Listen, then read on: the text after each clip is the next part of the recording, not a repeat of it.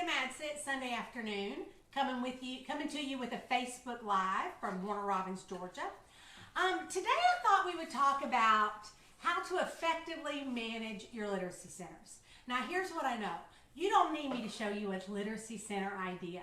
There are gazillions of them. You can go on Pinterest, you can go on blogs, you can go on Teachers Pay Teachers, you can ask the teacher next door, you can roam up and down your hallway and look at what others have done. You have a million ideas. And yet, for some of us, when we go in our room and we try to do centers, they're a disaster. They don't work. So why is it that centers work for some teachers and not for others? Well, here's what I know. It doesn't matter how many kids you have.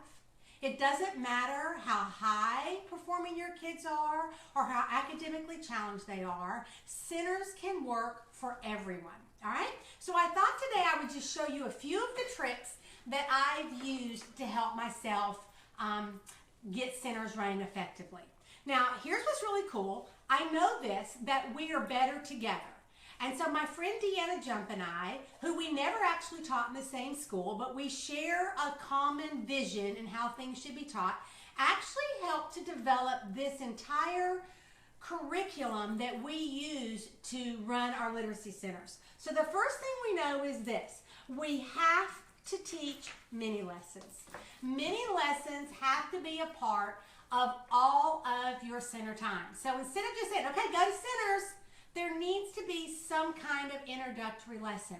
Now, at the beginning of the year, the purpose of these lessons is to introduce your centers, is to teach the children the exact specifics. See, I think this is one of the problems is we never sample. What does it look like to work in a group? So, this is 1, 2, 3, 4 different mini lessons. Use a quiet voice, work the whole time, ask a friend to help, work together to clean up. So we spend a whole week teaching our kids what it looks like to work in a group. Or how about this? How to use a marker. My good friend Karen Stamp, who, if you've never seen her blog, you want to check it out, Mrs. Stamp's Kindergarten. I was actually visiting her classroom in Virginia, and she taught me this cute little rhyme, and it goes like this. She was teaching her children to put their lids back on the markers. We all know that's a problem, right? And she said this: if you don't hear a click, your marker will get sick. And I'm going to tell you, her kids were all going around saying that rhyme, putting those lids back on those markers. Or how about this one? What do I do when I'm finished? All right? We say this: boys and girls, when you're done, put your papers in the basket. But we never take it through that modeling, practicing, linking. All right? So we want to take this through the workshop framework. Now, you can find a lot of posts on my blog about the workshop framework. So if that's not something you're familiar with, check that out there and it'll show you exactly what I'm talking about there. But one of the last ones that we teach them in how to do centers is we teach them how to use our center board. We want to remove ourselves from saying, okay, you go here and you go here and you go here. So here's an example of our center board. Well, first let me show you this. What we did was we developed only 5 centers. Only 5 centers, and here's our centers. We have a word work center, we have a writing center, we have a reading center, a phonemic awareness center, and an alphabet center. These are our only 5 centers, all right? And so we are on a 5-day rotation. So what the kids do is each day they visit a different center, okay? So this is what my board would look like. Nice and easy and compact. These are my 5 areas. All right, so these are the same 5 areas that I just showed you on those big charts. These big charts that I just showed you are going to get hung in the center areas, okay? And then here are my groups of kids. Now, these groups of kids are ones that get along. These are what I call my families. If you've ever heard me present before, you've heard me talk about my family groups. These are a group of kids they get along with. There's all different abilities. Once I get these groups figured out, they stay with these kids all year. These aren't the groups I call them for like guided reading or direct instruction. These are the ones they work in centers with. Literacy centers, math centers, or if they're doing a group task, okay? So on Monday, they look to see where they're supposed to go. And then on Tuesday, all I do is move everything. I'm kind of trying to do this while I look sideways. but you're getting the idea here, is everybody's going to move to the next center. That way, by the end of the week, they have visited all 5 centers. Now, what's going on in those centers? Well, in those centers, there's a couple things. First of all, there's what we call the have-tos, okay? Have-tos are activities they have to do. There's no choice. So when they go over there, the first thing they do is their have-to center. Now, these have-to centers at the beginning are very, very easy. And here's why.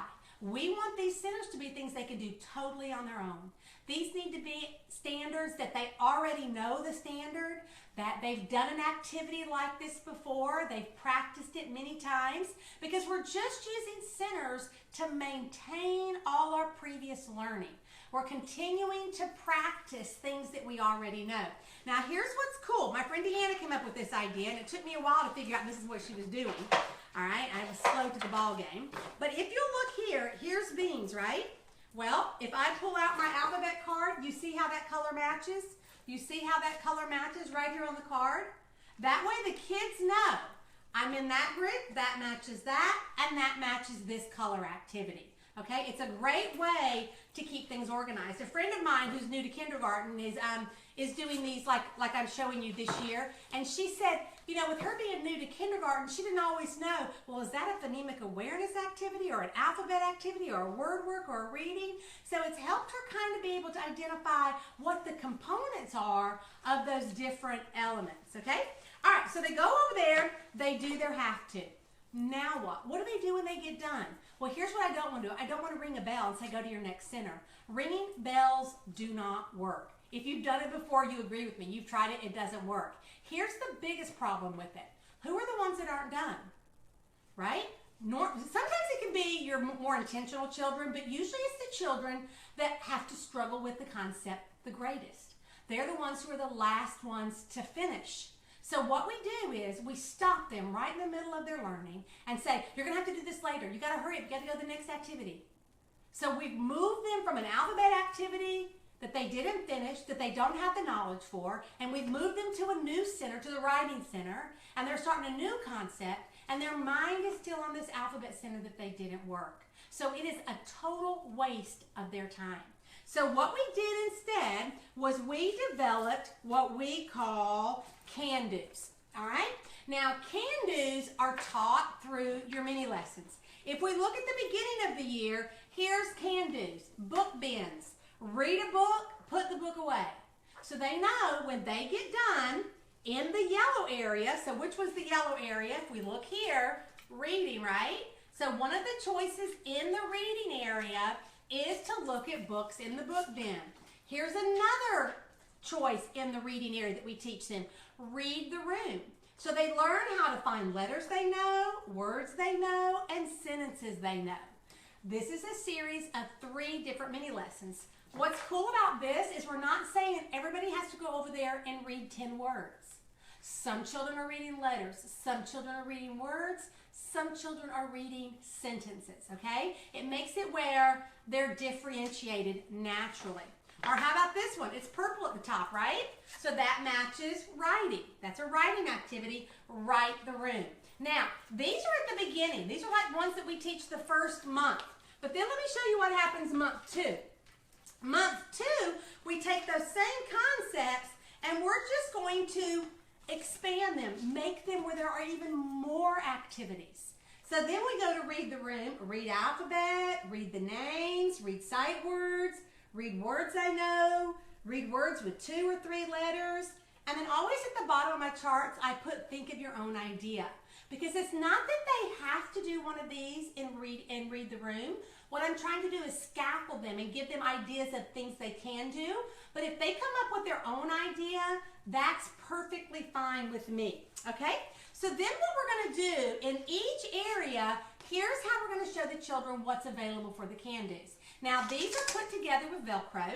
All right, so you can just Velcro together, and you just link them together, and you're just going to hang this up. Whoops, too high, my husband says. Hang this up where the kids can see, here are some different things that I can do in the Word Work Center when I get done.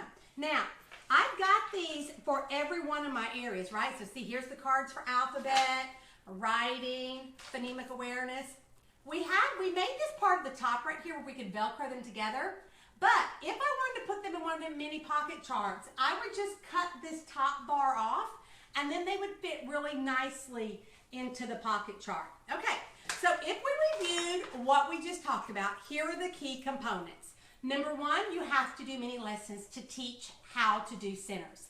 It usually takes you a couple months to get all of those introduced and all of the techniques and the procedures and the routines introduced to your children, because what you want to be able to do is just stand back and watch and everybody knows what they're doing.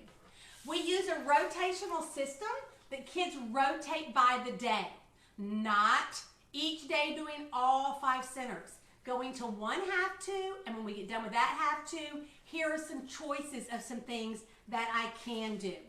We also talked about how we color code our centers, how each center has a different color. If you wanted to make your baskets that color and coordinate all of the materials in that center, it would really help your kids to be able to put their supplies back where they belong. And then we talked about how to display your can-do centers. So I hope this has been helpful for you. If you have problems with organizing and managing centers, that some of these tips and techniques might be helpful for you. Usually, you know, if I speak about a resource, that you can find it in my Teachers Pay Teachers store. I hope that you see that you can use these ideas without going to any store or purchasing anything. But if you are looking for this resource, you won't find it with my resources, because Deanna and I made this resource together. So I'll put a link in the comments where what was already put there. Megan put it there for me. There's a link there where you can find this resource. Also, guys, be sure you hit the share button, because when we hit the share button, more teachers get to see the video, and that means more of your friends will have those ideas that they can find effective too. I hope you enjoy the rest of your Sunday. It's fall break in Georgia, or at least in our county, so tomorrow we're headed to the fair. So I hope you can find some fun with your family, and I hope that all the people on the East Coast are safe and that your families are well taken care of. Until next time, have a good day. Bye.